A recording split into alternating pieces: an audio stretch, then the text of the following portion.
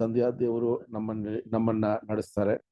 ಆ ರೀತಿಯಲ್ಲಿ ಈ ದಿನ ಕೂಡ ಈ ಪಾಠವನ್ನ ಪ್ರಾರಂಭ ಮಾಡೋ ರೀತಿಯಲ್ಲಿ ನಮ್ಮ ಮಧ್ಯದಲ್ಲಿರುವ ಸಹೋದರ ಯಲ್ಲಪ್ಪ ಬ್ರದರ್ ಪ್ರಾರ್ಥನೆ ಮೂಲಕ ಈ ಒಂದು ಕೂಟವನ್ನ ಪ್ರಾರಂಭ ಮಾಡಬೇಕು ಅಂತ ಕೇಳ್ಕೊತೀನಿ. ಸರಿ, ಪ್ರಾರ್ಥನೆ ಮಾಡಿಕೊಳ್ಳೋಣ. ಮಹೋನ್ನತನೋ ಸರ್ವಶಕ್ತನೋ ಅಗಮ್ಯ ಬೆಳಕಿನಲ್ಲಿ ವಾಸ ಮಾಡುವ ನಮ್ಮ ಪರಲೋಕ ತಂದೆ, ನಿಮ್ಮ ಪರಿಶುದ್ಧ ನಾಮಕ್ಕೆ ಮಹಿಮೆ ಉಂಟಾಗಲಪ್ಪ. ತಂದೆಯಾದರೆ ನಮ್ಮನ್ನು ಇದುವರೆಗೆ ಕಾಯ್ದು ಕಾಪಾಡಿ ಒಂದು ಜೀವಿತರ ಸಂಖ್ಯೆಲಿಟ್ಟು ತಂದೆ ಎಣಿಸಿದಕ್ಕಾಗಿ ಸಹ ಧನ್ಯವಾದ ತಂದೆ. ನಮ್ಮನ್ನು ಯಾವ ಕೆಲಸಕ್ಕೆ ಬಾರ್ದ ನಮ್ಮನ್ನು ಲೋಕದಿಂದ ಆಯ್ದುಕೊಂಡು ಒಂದು ಚಿಕ್ಕ ಗುಂಪಾಗಿ ಕೂಡಿಸಿ ತಂದೆ, ನೀನು ಮಾಡಿದ ಸಂಕಲ್ಪದಲ್ಲಿ ನಮ್ಮೆಲ್ಲರಿಗೂ ಒಂದು ಪಾಲನ್ನು ಕೊಟ್ಟು ತಂದೆ, ನಿಮ್ಮ ಮಗನ ಸಾರೂಪ್ಯದಲ್ಲಿ ಬೆಳೆದಕ್ಕೆ ನಮಗೆ ಸಹಾಯ ಮಾಡ್ತಾ ಇದ್ದಕ್ಕಾಗಿ ಧನ್ಯವಾದ ತಂದೆ. ನಿನ್ನ ಚಿತ್ತಕ್ಕೆ ವಿರುದ್ಧವಾಗಿ ನಾವು ಇದುವರೆಗೆ ಏನಾದರೂ ತಪ್ಪು ಮಾಡಿದ್ರೆ ನಮ್ಮನ್ನು ಕ್ಷಮಿಸಪ್ಪ ತಂದೆ. ಮುಂದೆ ನಿನ್ನ ಚಿತ್ತಂತೆ ನಡಲಿಕ್ಕೆ ಸಹಾಯ ಮಾಡು ತಂದೆ. ಇನ್ನು ಯಾವ ಸಹೋದರ ಬಂದಿಲ್ಲ ತಂದೆ, ಅವ್ರಿಗೂ ಸಹ ತಂದೆ ತಕ್ಕ ಸಮಯಕ್ಕೆ ಬಂದು ನಿನ್ನ ವಾಕ್ಯವನ್ನು ಕೇಳೋ ಹಾಗೆ ತಂದೆ ಅವ್ರಿಗೂ ಸಹ ತಂದೆ ಸಹಾಯ ಮಾಡು ತಂದೆ. ನಿನ್ನ ವಾಕ್ಯವನ್ನು ತಿಳಿಸುವಂತ ಸಹೋದರಿಗೋಸ್ಕರ ಸಹ ಬೇಡ್ಕೊಂತೀನಿ ತಂದೆ. ನಿಮ್ಮ ಮಹಾಕೃಪೆಯಿಂದ ಅವರಿಗೆ ಇದುವರೆಗೆ ಬೇಕಾದ ಆರೋಗ್ಯ ಜ್ಞಾನ ಎಲ್ಲವನ್ನು ಕೊಟ್ಟು ನಡೆಸಿದ ಹಾಗೆ ತಂದೆ, ಮುಂದೆ ಸಹ ತಂದೆ ನಿಮ್ಮ ಚಿತ್ತಕ್ಕನುಸಾರವಾಗಿ ಅವ್ರಿಗೆ ನಡೆಸು ತಂದೆ. ಇವತ್ತು ನಿಮ್ಮ ಪವಿತ್ರ ಆತ್ಮನ ಸಹಾಯದಿಂದ ನಿಮ್ಮ ಸತ್ಯವಾಕ್ಯವನ್ನು ನಮ್ಮೆಲ್ಲರಿಗೆ ತಿಳಿಸೋ ಹಾಗೆ ತಂದೆ ಅವ್ರಿಗೂ ಸಹ ತಂದೆ ಸಹಾಯ ಮಾಡು ತಂದೆ. ನಾವೆಲ್ಲರ ಆ ವಾಕ್ಯವನ್ನು ಕೇಳಿ ತಂದೆ, ಅದು ನಮ್ಮನ್ನು ಹೃದಯದಲ್ಲಿಟ್ಟುಕೊಂಡು ಆ ವಾಕ್ಯದ ಪ್ರಕಾರ ತಂದೆ ನಾವೆಲ್ಲರೂ ನಡೆದು ನಿಮಗೆ ಮೆಚ್ಚುಗೆಯಾಗಿ ತಂದೆ, ನಾವು ಜೀವಿಸಿ ಭೂಲೋಕದ ಯಾತ್ರೆ ತಂದೆ ನಮ್ಮ ಮುಗಿಸುವ ಹಾಗೆ ತಂದೆ ನಿಮ್ಮ ಕೃಪೆಯಿಂದ ನಡೆಸಿಕೊಡು ತಂದೆ. ಹೌದಪ್ಪ ತಂದೆ, ನಿಮ್ಮ ಕೃಪೆ ನಿಮ್ಮ ಸಹಾಯ ಇರದಿದ್ದರೆ ನಾವು ಏನು ಮಾಡ್ತೀನೋ ಸಾಧ್ಯನೇ ಇಲ್ಲಪ್ಪ ತಂದೆ. ಆದರೆ ಅದಕ್ಕೆ ತಂದೆ ನೀವು ನಮಗೆ ಸಹಾಯ ಮಾಡಬೇಕಾಗಿತ್ತು ಹೇಳ್ಕೊಂತೀನಪ್ಪ ತಂದೆ. ಮತ್ತು ತಂದೆ, ಆದಿಯಿಂದ ಅಂತ್ಯದವರೆಗೂ ಈ ಕೂಟದಲ್ಲಿ ನಿಮ್ಮ ಪ್ರಸನ್ನತೆ ಇದ್ದು ತಂದೆ ಈ ಕೂಟವನ್ನು ಸಹ ನಡೆಸಿಕೊಡು ತಂದೆ. ಇದುವರೆಗೆ ನಾನು ಪ್ರಾರ್ಥನೆ ಕೇಳೋದಕ್ಕಾಗಿ ಸಹ ಧನ್ಯವಾದ ತಂದೆ. ಈ ಚಿಕ್ಕ ಪ್ರಾರ್ಥನಾ ನಮ್ಮೆಲ್ಲರ ರಕ್ಷಕನು ರಾಜಾದಿರಾಜನಾಗಿರುವ ಯೇಸು ಕ್ರಿಸ್ತನ ನಾಮದಲ್ಲಿ ಬಿಡುತ್ತೀನಿ, ನಮ್ಮ ಜೀವವುಳ್ಳ ಪರಲೋಕ ತಂದೆ, ಆಮೇನ್.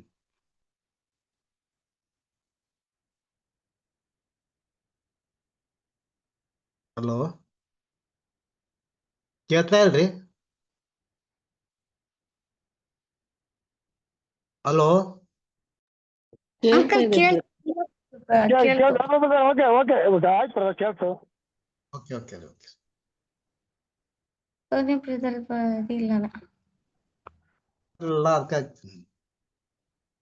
ಯಾಕಂದ್ರೆ ಸ್ವಲ್ಪ ಗೋವಾದಲ್ಲಿ ಮಳೆ ಐತ್ರಿ, ನೆಟ್ವರ್ಕ್ ಐತ್ರಿ ಅಂತ ಅದಕ್ಕೆ.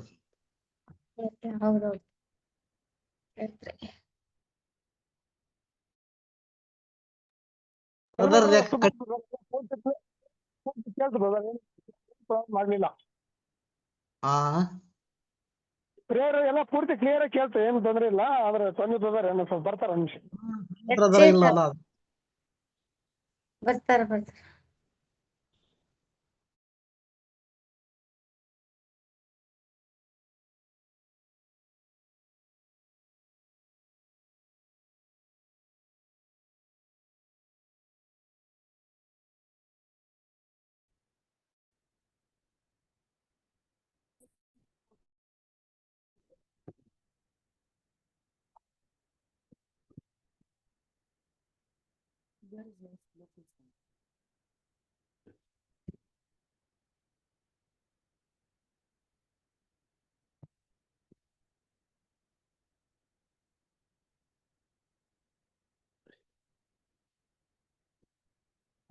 ಸಹೋದರ ಕೇಳ್ತಾ ಇದೆಯಾ?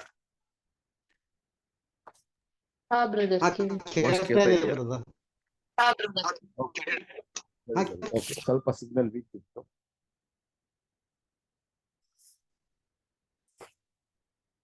ಓಕೆ ಸಹೋದರರೇ, ಈ ದಿನದಲ್ಲಿ ಕೂಡ ನಾವು ಈ ಅಪೊಸ್ತಲರ ಕಾರ್ಯಗಳ ವಿಷಯವಾಗಿ ನಾವು ಈ ಪಾಠವನ್ನ ಮುಂದುವರಿಸೋಣ.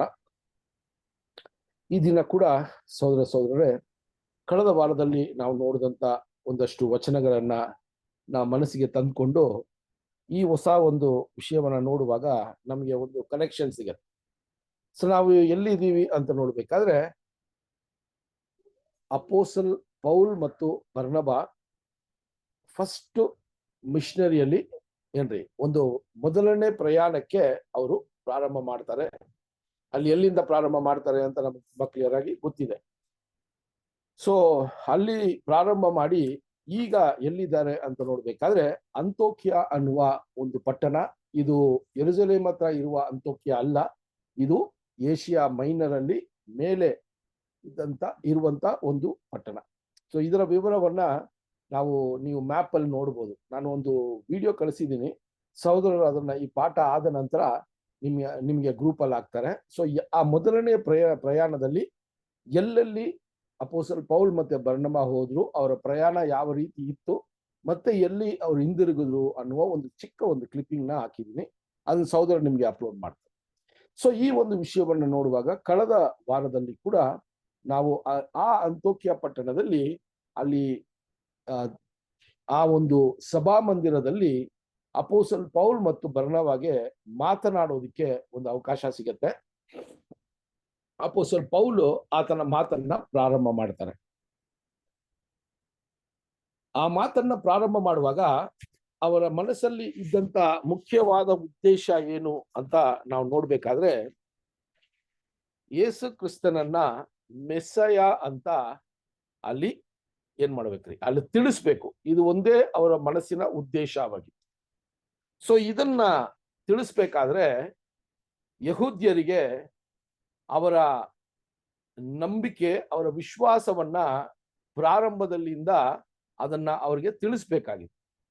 ಸೊ ಹಳೆ ಒಡன்பಡಿಕೆಯಲ್ಲಿ ಇದ್ದಂತ ಒಂದಷ್ಟು ವಿಷಯಗಳನ್ನ ತಿಳಿಸಿ, ಯೇಸು ಸ್ವಾಮಿನೇ ನೀವು ಅಪೇಕ್ಷಿಸಿರುವಂತ ಮೆಸ್ಸಾಯ ಅಂತ ಹೇಳೋದಿಕ್ಕೆ ಒಂದಷ್ಟು ವಿಷಯಗಳನ್ನ, ಮಾಹಿತಿಗಳನ್ನ ಕೊಡ್ಬೇಕಾಗಿತ್ತು. ಆ ಸಭಾ ಮಂದಿರದಲ್ಲಿ ನಾವು ನೋಡುವಾಗ ಪೌಲನು ಎಲ್ಲಿಂದ ಪ್ರಾರಂಭ ಮಾಡ್ತಾರೆ ಅಂತ ನಾವು ಸ್ವಲ್ಪ ಪರಿಶೀಲನೆ ಮಾಡುವಾಗ, ಸಹೋದರರೇ, ಐಗುಪ್ತಿನಲ್ಲಿ ಇಸ್ರೇಲ್ ಜನಾಂಗವು ಗುಲಾಮರಾಗಿದ್ರಲ್ಲ, ಅಲ್ಲಿಂದ ಪ್ರಾರಂಭ ಮಾಡ್ತಾರೆ ಅವರ ಒಂದು ಸಾಕ್ಷಿಯನ್ನ. ಇದು ಎಲ್ಲಿ ಪ್ರಾರಂಭ ಆಗುತ್ತೆ ಅಂದ್ರೆ ಅಪೊಸ್ತಲರ ಕಾರ್ಯಗಳು 13ನೇ ಅಧ್ಯಾಯ 17ನೇ ವಚನದಿಂದ ಪ್ರಾರಂಭವಾಗುತ್ತೆ. ಇದೆಲ್ಲ ನಾವು ಓದಿದೀವಿ ಆಗ್ಲೇ, ಸ್ವಲ್ಪ ರೀಕ್ಯಾಪ್ ಮಾಡೋಣ ಅಷ್ಟೇ. ಸೊ 13-17ರಲ್ಲಿ ಅವರು ಈ ಒಂದು ಸಾಕ್ಷಿಯನ್ನ ಹೇಳೋದಿಕ್ಕೆ ಪ್ರಾರಂಭ ಮಾಡ್ತಾರೆ. ಅಲ್ಲಿ ಐಗುಪ್ತಿನಿಂದ ಯಾವ ರೀತಿ 40 ವರ್ಷ ಅವರು ಗುಲಾಮತ್ವದಲ್ಲಿ ಅವರು ಇದ್ರು, ಅದಾದ ನಂತರ ಅವರು ಯಾವ ರೀತಿ ಅಲ್ಲಿ ಕಾನಾನ್ ದೇಶವನ್ನ ಅವರು ಬಂದು ಸೇರಿದ್ರು, ಕಾನಾನ್ ದೇಶದಲ್ಲಿ ಯಾವ ರೀತಿ ಅವರು ನಡೆದ್ರು, ಕಾನಾನ್ ದೇಶದಲ್ಲಿ ನ್ಯಾಯಾಧಿಪತಿಗಳ ಒಂದು ಕಾಲ ಸಮಯ ಅಲ್ಲಿ ಎಷ್ಟು ಇತ್ತು ಅಂತ ಇದೆಲ್ಲ ಒಂದು ವಿಷಯವಾಗಿ ಹೇಳ್ಕೊ ಬರ್ತಾ ಇದ್ದಾರೆ. ಸೊ ಇಲ್ಲಿ ನ್ಯಾಯಾಧಿಪತಿಗಳ ಕಾಲ ವಿಷಯವಾಗಿ ಅವ್ರು ಹೇಳುವಾಗ ಇದೆಲ್ಲ ಮಾತಾಡ್ಕೊ ಬಂದು ಈಗ ಎಲ್ಲಿ ತಂದು ಈ ವಿಷಯವನ್ನ ನಿಲ್ಲಿಸ್ತಾರೆ ಅಂದ್ರೆ, ದಾವೀದನು, ಅರಸನಾದ ದಾವೀದನ ಹತ್ರ ಈ ವಿಷಯವನ್ನ, ಈ ಒಂದು ಸಾಕ್ಷಿಯನ್ನ ದಾವೀದನ ತನಕ ಮಾತಾಡ್ತಾರೆ. ಈಗ ದಾವೀದನ ಹತ್ರ ಬಂದ ನಂತರ ಈಗ ದಾವೀದನ ಮೂಲಕ ಒಂದಷ್ಟು ವಿಷಯಗಳನ್ನ ತಿಳಿಸ್ತಾರೆ. ದೇವರು ಯಾವ ರೀತಿ ದಾವೀದನಿಗೆ ಅವರು ಅನೇಕ ವಾಗ್ದಾನಗಳನ್ನ ಕೊಟ್ಟರು, ಆ ವಾಗ್ದಾನಗಳೆಲ್ಲ ಅಲ್ಲಿ ನೆರವೇರಿತು ಅಂತ ನಾವು ನೋಡುವಾಗ, ಸಹೋದರರೇ, ಅಲ್ಲಿ ದಾವೀದನಿಗೆ ದೇವರು ಕೊಟ್ಟಂತ ಒಂದು ವಾಗ್ದಾನ ಏನು ಅಂದ್ರೆ, ನಿನ್ನ ಮೂಲಕ ಒಂದು ರಕ್ಷಕನನ್ನ ನಾನು ಬರೆ ಮಾಡುತ್ತೀನಿ ಅಂತ ಅಲ್ಲಿ ಹೇಳ್ತಾರೆ. ಸಹೋದರ ಇದೆಲ್ಲ ನೀವು 13ನೇ ಅಧ್ಯಾಯ 17ರಿಂದ 25 ವಚನ ತನಕ ನಾವು ಕಳೆದ ವಾರಿಯಲ್ಲಿ ನೋಡಿದ್ವಿ ಈ ವಿಷಯಗಳನ್ನ, ಅಲ್ವಾ? ಸೊ ಅಲ್ಲಿ ನಾವು ನೋಡುವಾಗ ಸಹೋದರ, ಈ 23ರಲ್ಲಿ ಅಲ್ಲಿ ಹೇಳ್ತಾರೆ, ನಿನ್ನ ಮೂಲಕ ದೇವರು ಅವರ ಸಂಕಲ್ಪ ಏನು ಅಂದ್ರೆ, ಇಸ್ರೇಲ್ ಜನಾಂಗವನ್ನ ರಕ್ಷಿಸಲು ಒಬ್ಬ ರಕ್ಷಕನನ್ನ ಉಂಟು ಮಾಡುತ್ತೀನಿ ಅಂತ ಹೇಳುವ ಒಂದು ವಿಷಯವನ್ನ ಅಲ್ಲಿ ಇಸ್ರೇಲ್ ಜನಕ್ಕೆ ಆ ಒಂದು ಸಭಾ ಮಂದಿರದಲ್ಲಿ ತಿಳಿಸ್ತಾರೆ. ಅದಾದ ನಂತರ ಈಗ ಆ ಒಂದು ಪ್ರಾಫಸಿ ಎಲ್ಲಿ ಅದು ಬಂದು ನೆರವೇರಬೇಕು ಅಂತ ನೋಡ್ಬೇಕಾದ್ರೆ, ಈಗ ಏನ್ ಮಾಡ್ತಾರೆ ಅಂದ್ರೆ, ಸ್ನಾನಿಕನಾದ ಯೋಹಾನನು ಯಾರ ಬಗ್ಗೆ ಬಂದು ನಿಮ್ಮ ಮಧ್ಯದಲ್ಲಿ ಮಾತಾಡಿದ್ರೋ ಅವರೇ ಮೆಸ್ಸಾಯ ಅಂತ ಅಲ್ಲಿ ಒಂದು ವಿಷಯವನ್ನ ತಿಳಿಸುವಂತದ್ದಾಗಿದೆ ಸಹೋದರರೇ. ಸೊ ಆ ರೀತಿಯಲ್ಲಿ ಸ್ನಾನಿಕದ ಯೋಹಾನನೇ ಅಲ್ಲಿ ರಕ್ಷಕನ ಅಂತ ನೋಡ್ಬೇಕಾದ್ರೆ, ಅದಕ್ಕೆ ಸ್ನಾನಿಕದ ಯೋಹಾನನೇ ಉತ್ತರ ಕೊಟ್ಬಿಡ್ತಾರೆ, ನಾನು ಆತನಲ್ಲ, ಅಲ್ವಾ? ನನಗಿಂತ ಒಬ್ಬ ಶ್ರೇಷ್ಠವಾದ ವ್ಯಕ್ತಿ ಬರ್ತಾರೆ, ಅವರೇ ನಿಮ್ಮನ್ನ ರಕ್ಷಿಸುತ್ತಾರೆ ಅಂತ ಹೇಳುವ ಒಂದು ವಿಷಯದಲ್ಲಿ ಅಲ್ಲಿ ನಿಲ್ಲಿಸ್ತಾರೆ ಸಹೋದರ ಸಹೋದರ. ಸೊ ಈ ವಿಷಯವನ್ನ ಹೇಳಿದ ನಂತರ ಹೇಳ್ತಾರೆ, ಯೇಸು ಕ್ರಿಸ್ತನೇ ಆ ಒಂದು ಮೆಸಯ ಅಥವಾ ನಿಮ್ಮ ರಕ್ಷಕನು ಅಂತ ಅಲ್ಲಿ ಕನ್ಕ್ಲೂಡ್ ಮಾಡ್ತಾರೆ. ಓಕೆನಾ? ಸೊ ಇಷ್ಟು ವಿಷಯಗಳನ್ನ ಹಿನ್ನೆಲೆ ಹೇಳ್ಬಿಟ್ಟು ಈಗ ಅಲ್ಲಿ ಇರುವಂತ ಆ ಒಂದು ಜನಕ್ಕೆ ಅಥವಾ ಅಲ್ಲಿ ಯಹೂದ್ಯರು ಇದ್ರು, ಮತ್ತೆ ಅನ್ಯ ಜನರು ಕೂಡ ಯಹೂದ್ಯರ ಒಂದು ಪರಂಪರೆಯನ್ನ, ಯಹೂದ್ಯರ ಒಂದು ನಂಬಿಕೆಯನ್ನ ಅವರು ಅಳವಡಿಸ್ಕೊಂಡು ಯಹೂದ್ಯರ ಜೊತೆ ಇದ್ರು ಅಂತ ಕೂಡ ನಾವು ನೋಡ್ಬೋದು. ಯಾಕಂದ್ರೆ ಬರುವಂತ ವಚನಗಳು ಇದನ್ನ ನಮಗೆ ಸ್ಪಷ್ಟಪಡಿಸ್ತದೆ. ಸೊ ಈಗ ಏನ್ ಮಾಡ್ತಾರೆ ಅಂತ ನೋಡ್ಬೇಕಾದ್ರೆ ಸಹೋದರ ಸಹೋದರರೇ, ಈಗ ಯೇಸು ಸ್ವಾಮಿಯ ವಿಷಯವಾಗಿ ಪ್ರಾರಂಭ ಮಾಡ್ತಾರೆ. ಸೊ ಇದರಲ್ಲಿ ನಮಗೆ ಈ ಒಂದು ಪಾಠ, ಈ ಒಂದು ಸ್ಟಡಿಯಲ್ಲಿ ತುಂಬಾ ಮುಖ್ಯವಾಗಿ ನಾವು ಗಮನಿಸಬೇಕಾಗಿರೋದು ಏನಂದ್ರೆ, ಇದು ಯೇಸು ಸ್ವಾಮಿಯ ಮರಣದ ನಂತರ ಆದಿ ಸಭೆಯಲ್ಲಿ ನಡೆದಂತ ಘಟನೆಗಳು. ಇದೆಲ್ಲಾನು ನಾವು ಓದ್ತಾ ಇದ್ದೀವಿ. ಇದೆಲ್ಲ ನಾವು ಯಾವ ರೀತಿ ಸುವಾರ್ತೆ ಅಲ್ಲಿ ಜನರಿಗೆ ಸಾರಲ್ಪಡ್ತು ಅಂತ ನೋಡ್ತಾ ಇದ್ದೀವಿ. ಸೊ ಇದನ್ನ ನೋಡ್ತಾ ಇರೋದು ಬರೀ ಒಂದು ಹಿಸ್ಟ್ರಿ ಅಥವಾ ನಡೆದ ಘಟನೆಗಳ ಅಥವಾ ನಮಗೆ ಏನಾದರೂ ವಿಷಯಗಳನ್ನ ತಿಳಿಸೋದಿಕ್ಕೆ ತಂದೆಯ ದೇವರು ಅಲ್ಲಿ ಒಂದು ಚಿತ್ತವನ್ನ ಇಟ್ಟಿದ್ದಾರ ಅಂತ ನೋಡ್ಬೇಕಾದ್ರೆ ಸಹೋದರ ಸಹೋದರರೇ, ಈ ಸುವಾರ್ತೆ ಯುಗದ ಪ್ರಾರಂಭದಲ್ಲಿ ನಡೆದ ಈ ಘಟನೆಗಳು ಸುವಾರ್ತೆ ಯುಗದ ಅಂತ್ಯದಲ್ಲಿ ಇರುವ ನಮಗೂ ಕೂಡ ನಾವು ಯಾವ ರೀತಿ ಯೇಸು ಕ್ರಿಸ್ತನನ್ನ ನಾವು ಈ ಒಂದು ಲೋಕಕ್ಕೆ ಅಥವಾ ಆ ಕಿವಿ ಇರುವ ಜನಕ್ಕೆ ಆತನನ್ನ ಸಾರಬೇಕು ಅನ್ನೋದು ನಮಗೆ ಒಂದು ಜವಾಬ್ದಾರಿ ಇದೆ ಅಂತಾನೆ ಈ ಪಾಠಗಳನ್ನ ದೇವರು ಇಷ್ಟು ತನಕ ನಮಗೆ ಕೊಡ್ತಾ ಇದ್ದಾರೆ. ಆ ಆದಿ ಸಭೆಯಲ್ಲಿ ಯಾವ ರೀತಿ ಅಪೋಸ್ಟಲರು ಮತ್ತೆ ಅಲ್ಲಿರುವಂತ ಶಿಷ್ಯಂದರು ಯಾವ ರೀತಿ ಅವರು ಸಂಪೂರ್ಣವಾದ ಒಂದು ಜವಾಬ್ದಾರಿಯಿಂದ ಆ ಒಂದು ಕೆಲಸವನ್ನ ಮಾಡಿದ್ರು, ಅದೇ ಸಂಪೂರ್ಣವಾದ ಜವಾಬ್ದಾರಿಯಿಂದ ಒಂದೊಂದು ಸಹೋದರ ಸಹೋದರಿಯರು ಕೂಡ ಈ ಸುವಾರ್ತೆಯನ್ನ ಸಾರೋದಿಕ್ಕೆ ದೇವರು ಅವಕಾಶ ಮಾಡಿಕೊಡ್ತಾರೆ. ಇದೇ ನಾವು ಈ ಪಾಠದಲ್ಲಿ ನೋಡುವಂತ ಮುಖ್ಯವಾದ ಸಂದೇಶ ಸಹೋದರ ಸಹೋದರರೇ. ಅದು ಸಹೋದರರಾಗಿರ್ಲಿ ಸಹೋದರಿಯರಾಗಿರ್ಲಿ, ಅವರಿಗೆ ದೇವರು ಎಲ್ಲೋ ಯಾವುದೋ ರೀತಿಯಲ್ಲಿ ಅವರು ವ್ಯಕ್ತಿತ್ವವಾಗಿ ಇಂಡಿವಿಜುವಲ್ ಆಗಿ ಯಾರಿಗಾದ್ರೂ ಏನ್ರಿ ಅಲ್ಲಿ ಸುವಾರ್ತೆಯನ್ನ ಹೇಳಿ ಅವರಲ್ಲಿ ಒಂದು ಹುಮ್ಮಸ್ಸನ್ನ ಉಂಟು ಮಾಡೋದಿಕ್ಕೆ ದೇವರು ಅವರನ್ನ ಏನ್ರಿ ಅವರಿಂದ ಅಪೇಕ್ಷಿಸೋದು ಈ ವಿಷಯಗಳೇ. ಅದರಿಂದ ಇದನ್ನ ನಾವು ನೋಡುವಾಗ ನಮಗೆ ಏನ್ ಪಾಠ ಅಂದ್ರೆ, ಯಾವ ರೀತಿ ಸುವಾರ್ತೆಯನ್ನ ಸಾರೋದಿಕ್ಕೆ ಅವರು ಏನ್ರಿ ವಿಷಯಗಳನ್ನ ಮಾಡಿದ್ರು ಅಂತಾನೆ ಮುಖ್ಯ. ನೋಡಿ, ಇಲ್ಲಿ ಸುವಾರ್ತೆಯನ್ನ ಸಾರಬೇಕಾದ್ರೆ ಯೇಸು ಕ್ರಿಸ್ತನು ಮೆಸಯ ಅಂತ ಹೇಳ್ಬಿಟ್ರೆ ಸಾಕಾಗಿತ್ತು. ಆದ್ರೆ ಅಲ್ಲಿ ಅಪೋಸ್ತಲರು ಅವರ ಒಂದು ವಿಶ್ವಾಸ ಏನಿದೆಯೋ ಆ ವಿಶ್ವಾಸದ ಅಡಿಯಲ್ಲಿನೇ ಯೇಸು ಸ್ವಾಮಿ ಮೆಸ್ಸಯ ಅಂತ ಆ ವಿಷಯಗಳ ಮೂಲಕ ಅವ್ರಿಗೆ ತಿಳಿಸುವಾಗ ಅದು ತುಂಬಾ ಸ್ಪಷ್ಟವಾಗತ್ತೆ ಸಹೋದರ ಸಹೋದರರೇ ಅವರಿಗೆ. ಆ ರೀತಿಯಲ್ಲಿನೇ ಈಗ ಕೂಡ ಈ ಸುವಾರ್ತೆಯ ಯುಗದ ಅಂತ್ಯದಲ್ಲಿ ನಮಗೆ ಈ ಸತ್ಯದ ಬೆಳಕು ಸಿಕ್ತು. ಯೇಸು ಸ್ವಾಮಿಯ ಈಡು ಬಲಿಯ ವಿಷಯಗಳು ನಮಗೆ ಗೊತ್ತಾಯ್ತು.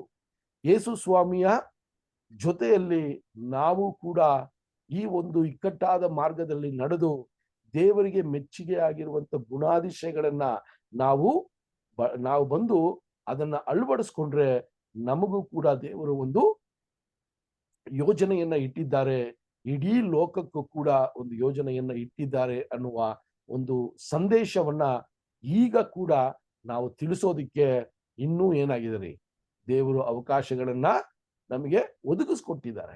ಇದು ಈ ಒಂದು ದೃಷ್ಟಿಯಲ್ಲಿನೇ ಈ ನಡೆದ ಘಟನೆಗಳನ್ನ ನಾವು ನೋಡಬೇಕು. ಯಾವ ರೀತಿ ಧೈರ್ಯದಿಂದ ಪವಿತ್ರಾತ್ಮನ ಭರಿತರಾಗಿ, ಯಾವುದೇ ರೀತಿಯ ಸಂಕೋಚ ಇಲ್ಲದೆ, ಯಾವುದೇ ರೀತಿಯ ಒಂದು ಗುಣಗಾಟ ಇಲ್ಲದೆ ಅಲ್ಲಿ ಇದ್ದಂತ ಸಂಕಷ್ಟಗಳ ಮಧ್ಯದಲ್ಲಿ ಈ ಸುವಾರ್ತೆಯನ್ನ ಸಾರಿದ್ರು ಸಹೋದರ ಸಹೋದರಿ. ದೇವರ ವಾಕ್ಯ ಅವರ ಬಾಯಿಯಿಂದ ಬರುವಾಗ ಅಷ್ಟು ಪವರ್ಫುಲ್ ಆಗಿತ್ತು ಅಂತ ಹೇಳ್ತಾರೆ.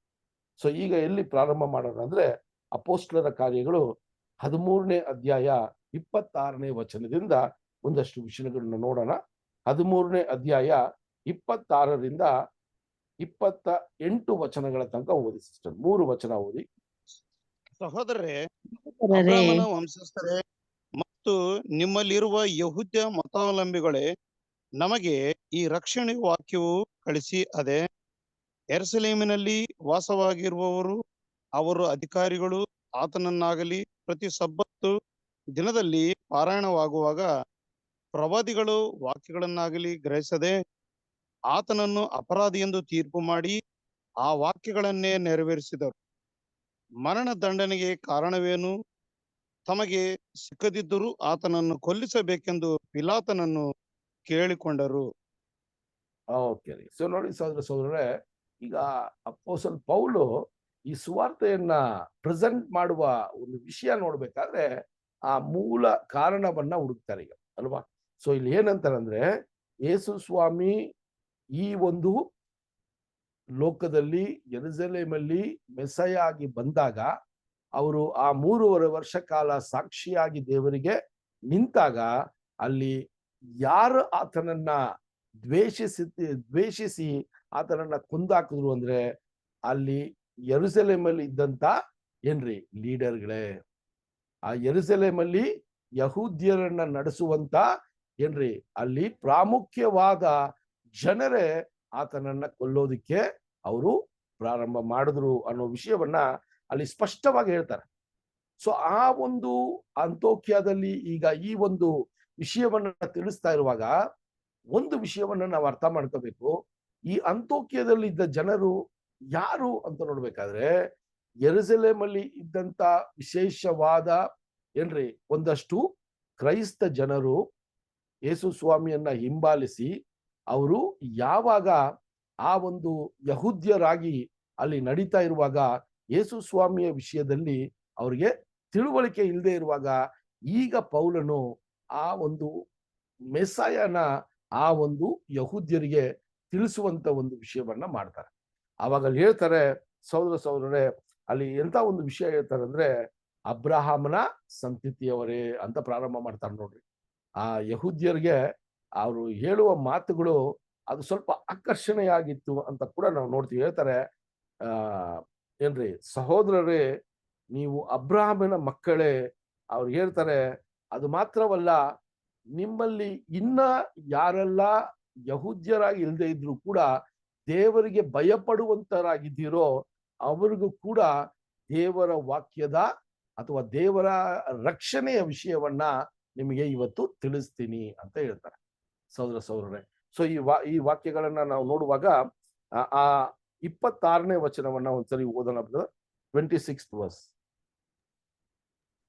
ಸಹೋದರರೇ, ಅಬ್ರಾಹ್ಮನ ವಂಶಸ್ಥರೇ ಮತ್ತು ನಿಮ್ಮಲ್ಲಿರುವ ಯಹೂದ್ಯ ಮತಾವಲಂಬಿಗಳೇ, ನಮಗೆ ಈ ರಕ್ಷಣೆಯು ವಾಕ್ಯವು ಕಳಿಸಿ ಅದೇ.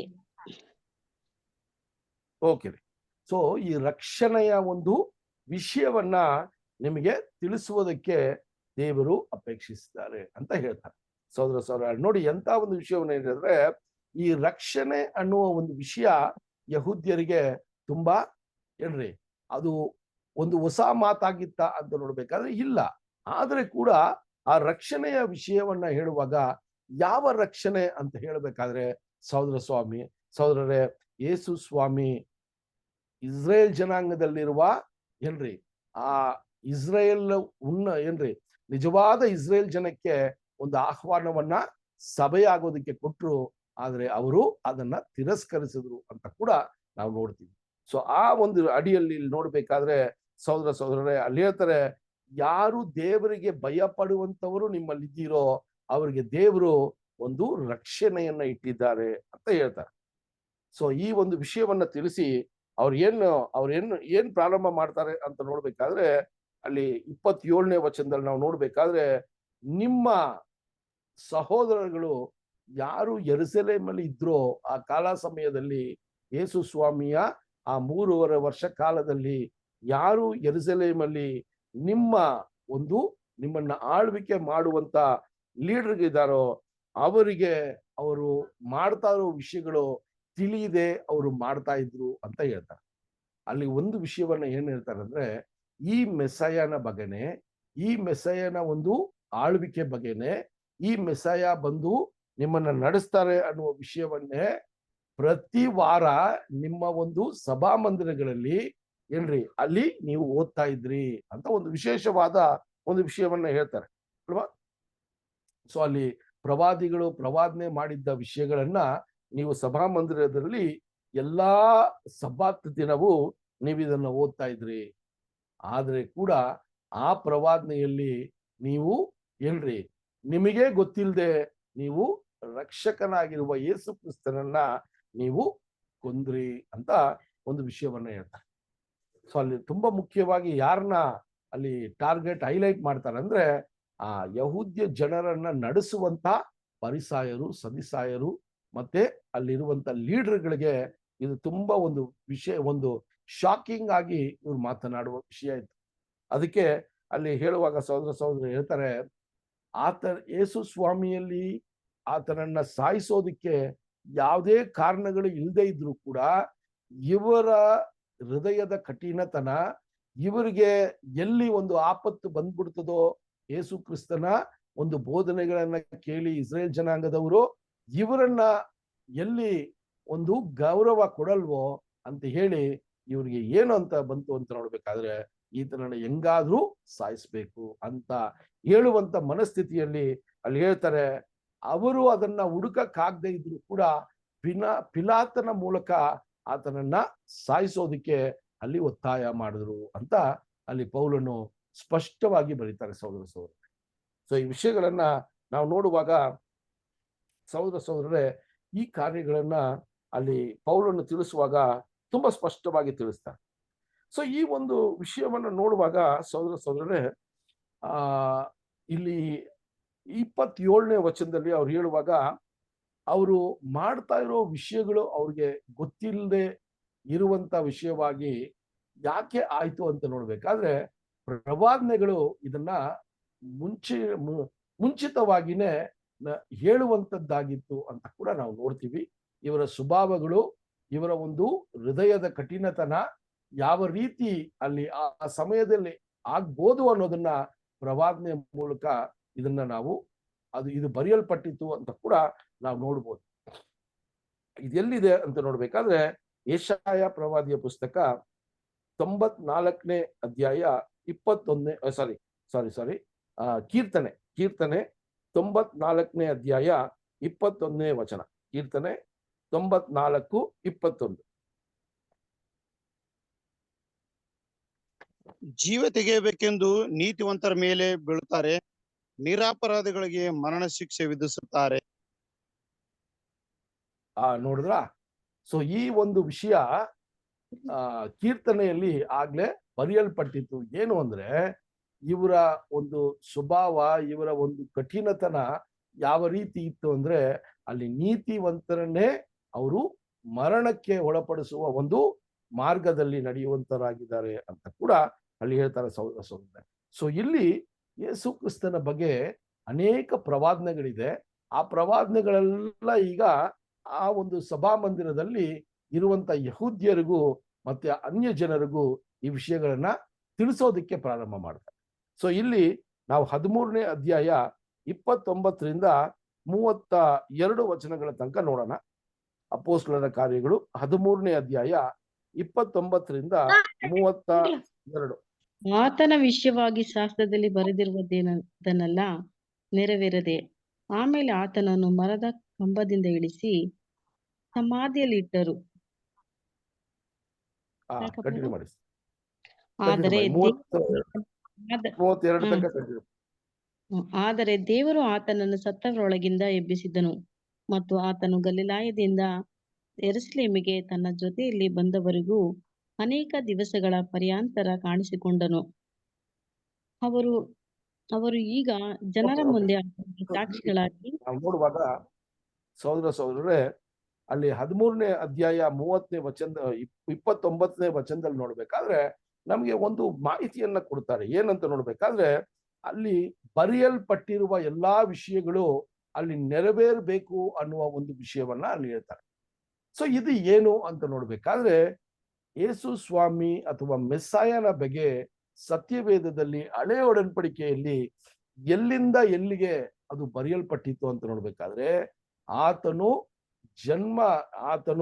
ಆತನ ಬರ್ತ ಇದೆಯಲ್ಲ, ಅವರು ಹುಟ್ಟುವ ಒಂದು ವಿಷಯದಿಂದ ಎಲ್ಲಿ, ಯಾವಾಗ, ಯಾರ ಮೂಲಕ, ಯಾವ ಪ್ರಾಂತ್ಯದಲ್ಲಿ ಇದೆಲ್ಲ ಬರೆದಲ್ಪಟ್ಟಿದೆ.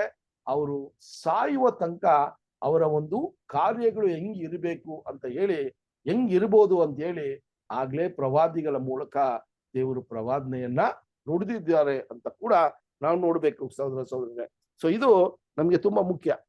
ನೀವೊಂದು ಹೋಮ್ ವರ್ಕ್ ಆಗಿ ಕೂಡ ಇದನ್ನ ತಗೋಬಹುದು. ಏನು ಅಂದ್ರೆ, ಈ 39ನೇ ವಚನದಲ್ಲಿ ಹೇಳುವಂಥದ್ದು ನೋಡ್ಬೇಕಾದ್ರೆ, ಅಲ್ಲಿ ಗ್ರಂಥದಲ್ಲಿ ಬರೆದಿದ್ದೆಲ್ಲ ನೆರವೇರಿಸಲ್ಪಡ್ತು ಅಂತ ಹೇಳ್ಬೇಕಾದ್ರೆ ನೀವು ಒಂದೇನ್ ಮಾಡ್ಬೋದು, ಲಿಸ್ಟ್ ಮಾಡ್ಕೋಬಹುದು. ಕ್ರೈಸ್ಟು ಏನ್ರಿ, ಅವರು ಹುಟ್ಟಿದಾಗಿಂದ ಅವರು ಮರಣವನ್ನ ಹೊಂದುವ ತನಕ ಎಷ್ಟು ಪ್ರವಾದನೆಗಳು ಅಲ್ಲಿ ಅದರ ಬಗ್ಗೆ ಹೇಳಲ್ಪಡ್ತು ಅಂತ ಕೂಡ ನಿಮ್ಮ ಪರ್ಸನಲ್ ಸ್ಟಡಿಲಿ ನಿಮ್ಗೆ ಈಗ ಕೈಯಲ್ಲಿ ಏನಿದೆ ರೀ, ಸ್ಮಾರ್ಟ್ ಫೋನ್ಗಳಿದೆ, ಹುಡುಕ್ಬೇಕಷ್ಟೇ. ನಾವು ಟೈಮ್ ಅದಕ್ಕೆ ಕೊಡಬೇಕು. ಆ ತರ ನಾವು ಒಂದು ಲಿಸ್ಟ್ ಮಾಡ್ಕೊಂಡ್ರೆ ನಮಗೆ ಯಾವ ರೀತಿ ದೇವರು ಆತನ ಸಂಕಲ್ಪವನ್ನ ಅಲ್ಲಿರುವ ಭಕ್ತರ ಮೂಲಕ ನಮಗೆ ತಿಳಿಸಿದ್ದಾರೆ ಅಂತ ಕೂಡ ನಮಗೆ ಉಪಯೋಗ ಆಗುತ್ತೆ.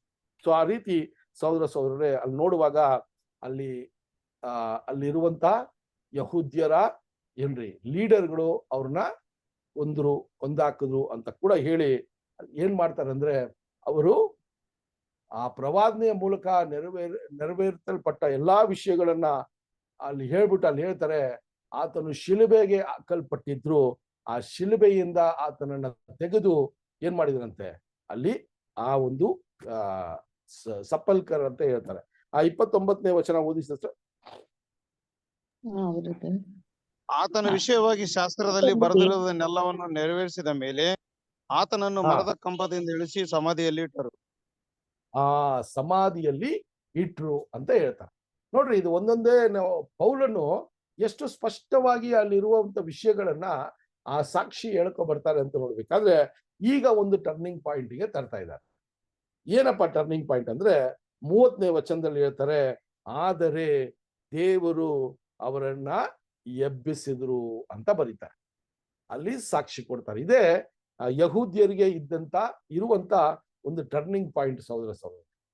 ಸೊ ಈಗ ನೀವು ಮೆಸ್ಸಾಯನ ನೀವು ಕೊಂದಾಕಿದ್ರಿ, ನಿಮ್ಮ ದ್ವೇಷದಿಂದ, ನಿಮ್ಮ ಕೈತನದಿಂದ ಆತನನ್ನ ಒಂದು ಸಾಧಾರಣ ವ್ಯಕ್ತಿಯಾಗಿ ನೀವು ಸಾಯಿಸಿದ್ರಿ.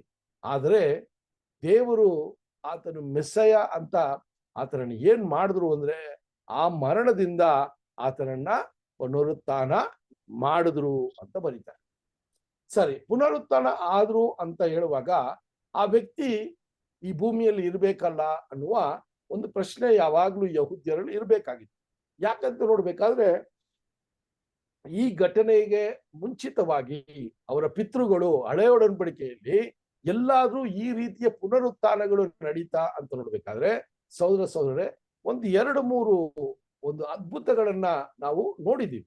ಒಂದು ಎಲೇಜನ ಅದ್ಭುತ, ಆ ವಿಧವೆಯ ಮಗನನ್ನ ಎಬ್ಬಿಸುವ ವಿಷಯ, ಎಲೇಷ ಯಾವ ರೀತಿ ಆ ಒಂದು ಐಶ್ವರ್ಯವಂತ ಸ್ತ್ರೀಯ ಮಗನನ್ನ ಎಬ್ಬಿಸುವಂತ ವಿಷಯ, ಮತ್ತೆ ಎಲೇಷನ ಒಂದು ಮೂಳೆ ಒಬ್ಬ ವ್ಯಕ್ತಿಗೆ ಮುಟ್ಟಿದಾಗ ಯಾವ ರೀತಿ ಅವರು ಎದ್ರು ಅಂತ ಕೂಡ ನಾವು ನೋಡ್ತೀವಿ. ಇದೆಲ್ಲ ನಾವು ನೋಡ್ಬೇಕಾದ್ರೆ ಯಹೂದ್ಯರಲ್ಲಿ ಪುನರುತ್ಥಾನ ಅನ್ನುವ ಒಂದು ನಂಬಿಕೆ ಒಂದಷ್ಟು ವರ್ಗದವರಿಗಿತ್ತು. ಅದರಲ್ಲಿ ವಿಶೇಷವಾಗಿ ಫರಿಸಾಯರಿಗೆ ಪುನರುತ್ಥಾನ ಇದೆ ಅಂತ ಹೇಳುವ ಒಂದು ನಂಬಿಕೆ ಇತ್ತು. ಆದರೆ ಸದುಸಾಯರಿಗೆ ಆ ನಂಬಿಕೆ ಇರಲಿಲ್ಲ. ಸೊ ಇದು ಅವರ ಒಂದು ನಂಬಿಕೆಯಲ್ಲಿ ಇದ್ದಂತ ಬದಲಾವಣೆಗಳು ಅಥವಾ ಡಿಫರೆನ್ಸಸ್. ಆದ್ರೆ ಸಹೋದರ ಸಹೋದರರೇ, ಈ ಒಂದು ಅದ್ಭುತಗಳು ಆ ಹಳೆ ಒಡಂಬಡಿಕೆಯಲ್ಲಿ ನಡೆದು ಅದರ ಮಾಹಿತಿ ಸಿಗುವಾಗ ಏನೊಂದು ನೋಡ್ತೀವಿ ಅಂದ್ರೆ, ಆ ಮರಣದಿಂದ ಎಬ್ಬಿಸಿರುವ ವ್ಯಕ್ತಿಗಳು ಎದ್ದು ಅವರ ಸಂಗಡ ಇದ್ರು ಅನ್ನೋದೇ ಅಲ್ಲಿ ಸಾಕ್ಷಿ ಅಲ್ವಾ? ಸೊ ಆ ಪುನರುತ್ಥಾನದ ಸಾಕ್ಷಿ ಏನಂದ್ರೆ, ಅವರ ಜೊತೆ ಬಂದ್ರು, ಅವ್ರ ಜೊತೆ ಇದ್ರು. ಸ್ವಲ್ಪ ಕಾಲ ಆದ ನಂತರ ಅವರು ಏನಾಗಿರ್ತಾರೆ, ಮತ್ತೆ ಸತ್ತೋಗಿರ್ತಾರೆ.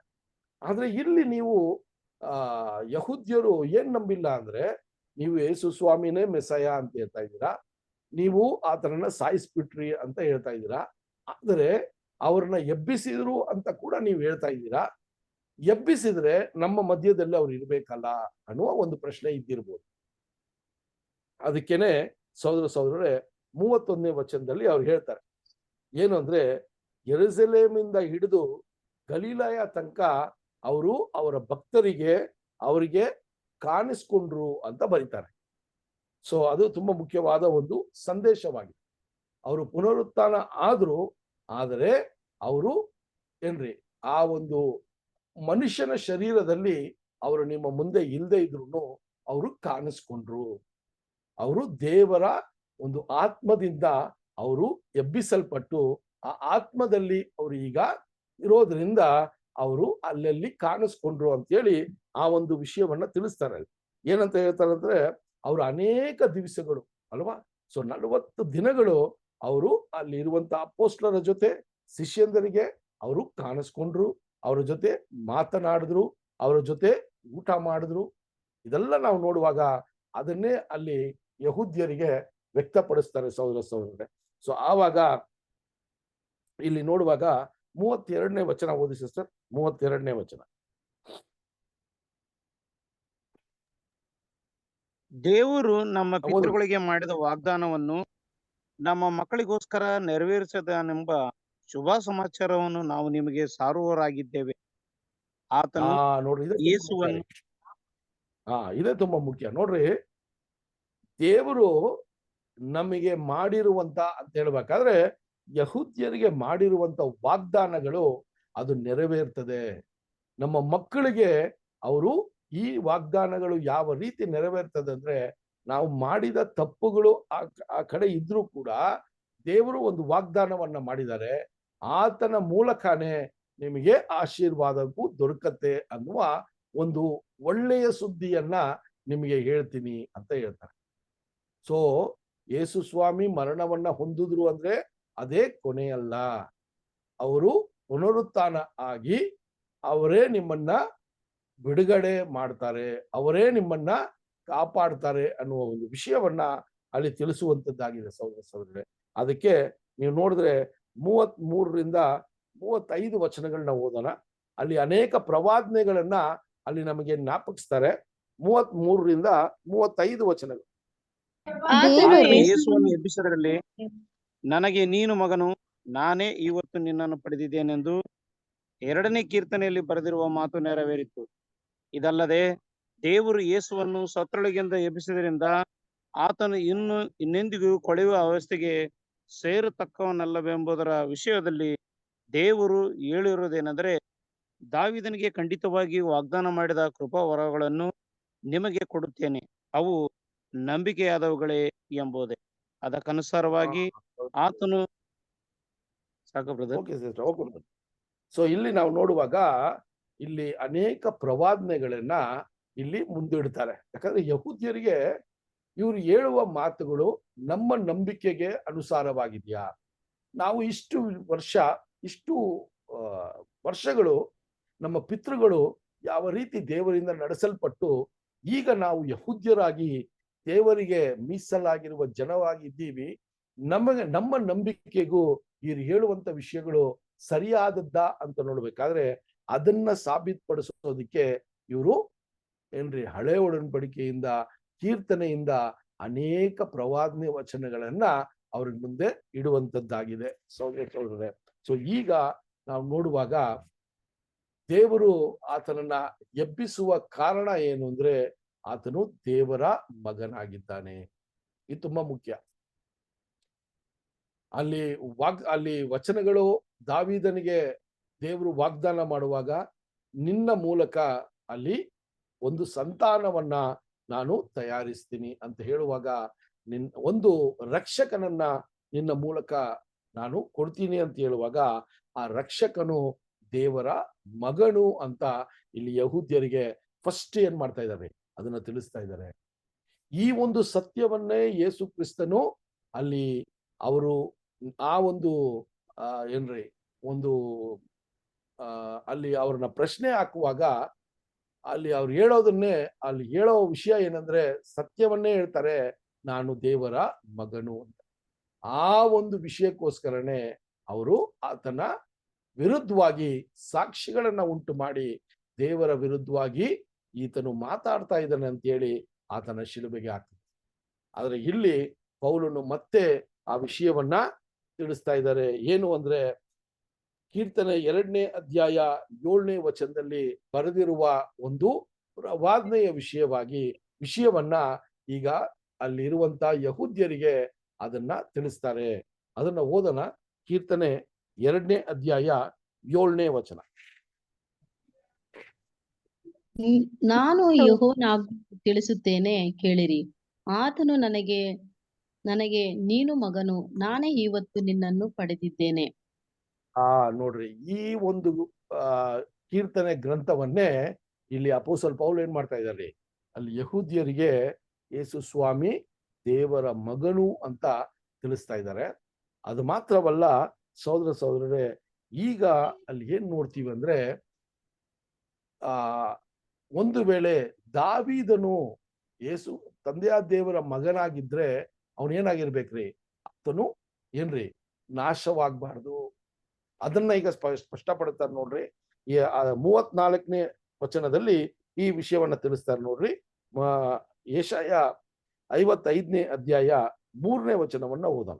ಯೆಶಾಯ 55ನೇ ಅಧ್ಯಾಯ 3ನೇ ವಚನ.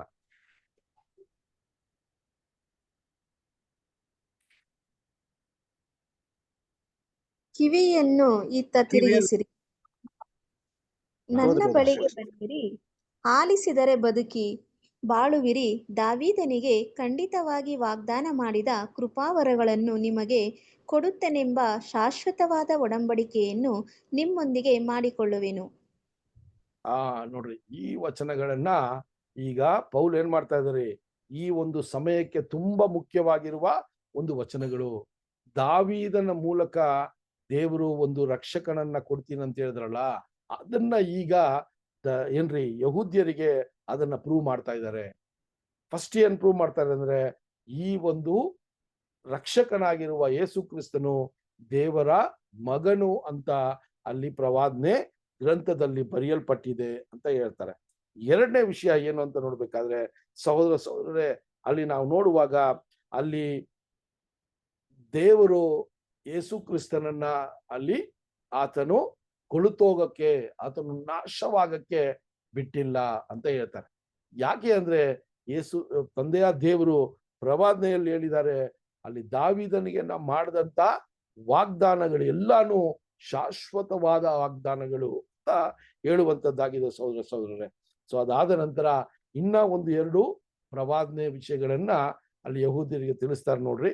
35ರಿಂದ 37 ವಚನಗಳ ತನಕ ನೋಡೋಣ. 35ರಿಂದ 37 ವಚನಗಳು. ಅದಕ್ಕನುಸಾರವಾಗಿ ಆತನು ನೀನು ನಿನ್ನ ಪ್ರಿಯನಿಗೆ ಕೊಳೆಯುವ ಅವ್ಯವಸ್ಥೆ ನೋಡಗೊಡಿಸುವುದಿಲ್ಲವೆಂದು ಬೇರೊಂದು ಕೀರ್ತನೆಯಲ್ಲಿ ಹೇಳಿದ್ದಾನೆ. ದಾವೀದನಾದರೂ ತನ್ನ ಸಕಲದವರಿಗೆ ಸೇವೆ ಮಾಡಿದ ನಂತರ ದೈವ ಸಂಕಲ್ಪದಿಂದ ನಿದ್ದೆ ಹೋಗಿ ತನ್ನ ಪಿತೃಗಳ ಬಳಿಯಲ್ಲಿ ಇಡಲ್ಪಟ್ಟು ಕೊಳೆಯುವ ಅವ್ಯವಸ್ಥೆಯನ್ನು ಅನುಭವಿಸಿದನು. ಆದರೆ ದೇವರು ಎಬ್ಬಿಸಿದಾತನು ಕೊಳೆಯುವ ಅವ್ಯವಸ್ಥೆಯನ್ನು ಅನುಭವಿಸಲಿಲ್ಲ. ಆದ್ದರಿಂದ ಸಹೋದರರೇ, ಆತನ ಮೂಲಕವಾಗಿ ಪಾಪ ಪರಿಹಾರವು ದೊರೆತದೆಂದು ನಿಮಗೆ ಸಾರೋಣವಾಗುತ್ತದೆಂದು ನಿಮಗೆ ತಿಳಿದಿರಲಿ. ಓಕೆ, ಸೊ ಇಲ್ಲಿ ನಾವು ನೋಡ್ತೀವಿ ಸಹೋದರರೇ, ಯಾವ ರೀತಿ ಈಗ, ಯಾಕಂದ್ರೆ ಇಸ್ರೇಲ್ ಜನಾಂಗಕ್ಕೆ ದಾವೀದನು ಅಂದ್ರೆ ತುಂಬಾ ಒಂದು ಗೌರವಿಸುವ ಒಂದು ವ್ಯಕ್ತಿ.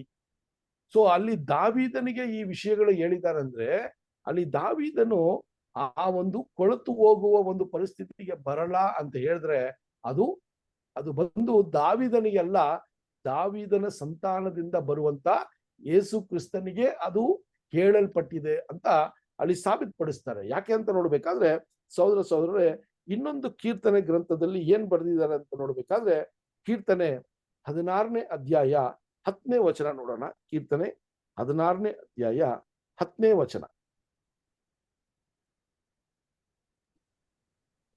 ಯಾಕಂದರೆ ನೀನು ನನ್ನ ಜೀವಾತ್ಮವನ್ನು ಪಾತಾಳದಲ್ಲಿ ಬಿಡುವುದಿಲ್ಲ, ನಿನ್ನ ಪ್ರಿಯನಿಗೆ ಅಧೋಲೋಕವನ್ನು ನೋಡಗೊಡಿಸುವುದಿಲ್ಲ. ಓಕೆ ರೀ, ನೋಡಿದ್ರಾ? ಸೊ ಇಲ್ಲಿ ಈ ಪ್ರವಾದದಲ್ಲಿ ಏನ್ ಹೇಳ್ತಾ ಇದೆ ಅಂದ್ರೆ, ನೀನು ನಾನು ನಾಶವಾಗಕ್ಕೆ ಬಿಡಲ್ಲ, ನನ್ನ ದೇಹ ಕೊಳುತೋಗಕ್ಕೆ ಬಿಡಲ್ಲ ಅಂತ ಹೇಳುವ ಒಂದು ವಚನ ಅಲ್ವಾ? ಸೊ ಇದು ದಾವೀದನಿಗೆ ನಾವು ಹೋಲಿಕೆ ಮಾಡಬಹುದಾ ಅಂದ್ರೆ ಆಗಲ್ಲ ಅಂತಾನೆ 36ನೇ ವಚನದಲ್ಲಿ ಹೇಳ್ತಾರೆ. ಏನಂತ ಹೇಳ್ತಾರೆ ಅಂದ್ರೆ, ದಾವೀದನು ಅವರ ಒಂದು ಸಮಯದಲ್ಲಿ ಅವರು ದೇವರ ಚಿತ್ತವನ್ನ ಮಾಡಿ ಅವರ ಪಿತೃಗಳ ಜೊತೆ ಆತನು ಮಲಗಿದ್ದಾನೆ ಅಥವಾ ನಿದ್ರಿಸ್ತಾ ಇದ್ದಾನೆ ಅಥವಾ ಸತ್ತಿದ್ದಾನೆ. ಆದ್ರೆ ಅವನು ಸತ್ತಿರೋನು ಏನ್ರಿ ಕೊಳುತೋಗಿಯುವ ಸ್ಥಿತಿಯಲ್ಲಿ ಅವನು ಇದ್ದಾನೆ ಅಂತ ಹೇಳ್ತಾನೆ. ನೋಡ್ರಿ ಎಷ್ಟು ಕ್ಲಿಯರ್ ಆಗಿ ಹೇಳ್ಕೊ ಬರ್ತಾ ಇದ್ದಾರೆ ಅಲ್ವಾ. ಸೊ ಈ ಒಂದು ವಾಗ್ದಾನಗಳೆಲ್ಲ ದಾವೀದನಿಗೂ ಮಾಡಿದ್ರು ಕೂಡ ದಾವೀದನು ಈ ವಿಷಯದಲ್ಲಿ ದೇವರು ಆತನನ್ನ ಏನ್ ಮಾಡಲ್ರಿ, ಕೊಳುತೋಗದೆ ಇರಂಗೆ ಮಾಡಲ್ಲ. ಆದರೆ ಆತನ ಸಂತಾನದಿಂದ ಬಂದ ಯೇಸು ಕ್ರಿಸ್ತನಿಗೆ ಆ ವಾಗ್ದಾನವನ್ನ ಕೊಟ್ರು ಅಂತ ಅಲ್ಲಿ ಯಹೂದ್ಯರಿಗೆ ಸಾಬೀತು ಮಾಡಿಸ್ತಾರೆ ಯಾರು, ಪೌಲನು. ಅದಕ್ಕೆ ನಾವು ನೋಡುವಾಗ ಸಹೋದರ ಸಹೋದರರೇ, ಅಲ್ಲಿ ನೋಡುವಾಗ 37ನೇ ವಚನದಲ್ಲಿ ಹೇಳ್ತಾರೆ, ದೇವರು ಆತನನ್ನ ಎಬ್ಬಿಸಿ, ಕ್ರಿಸ್ತನನ್ನ ಎಬ್ಬಿಸಿ ಅವರು ಮರಣವನ್ನ ಅಥವಾ ಕೊಳುತು ಹೋಗುವ ಪರಿಸ್ಥಿತಿಯಲ್ಲಿ ಇಲ್ದೇ ಇರಂಗೆ ಅವ್ರನ್ನ ಎಬ್ಬಿಸಿದ್ರು. ಆ ಎಬ್ಬಿಸಿರುವ ಯೇಸು ಕ್ರಿಸ್ತನ ಮೂಲಕನೇ ನಿಮಗೆ ಏನ್ರಿ ರಕ್ಷಣೆ ಸಿಗತ್ತೆ ಅಥವಾ ನಿಮಗೆ ನಿಮ್ಮ ಪಾಪದ ಪರಿಹಾರ ಆಗತ್ತೆ ಅಂತ ಹೇಳಿ ಒಂದು ವಿಷಯವನ್ನ ತಿಳಿಸ್ತಾ ಇದ್ದಾರೆ ಸಹೋದರ ಸಹೋದರರೇ. ಸೊ ದೇವರು ಎಬ್ಬಿಸಿದ್ರು. ಯೇಸು ಕ್ರಿಸ್ತನು ಯೇಸು ಕ್ರಿಸ್ತನು ಆ ಕೊಳುತೋಗುವ ಒಂದು ಪರಿಸ್ಥಿತಿಗೆ ಇಲ್ಲ ಅಂತ ಹೇಳಿ ಒಂದು ಪ್ರವಾದನೆಯನ್ನ ನೋಡೋಣ.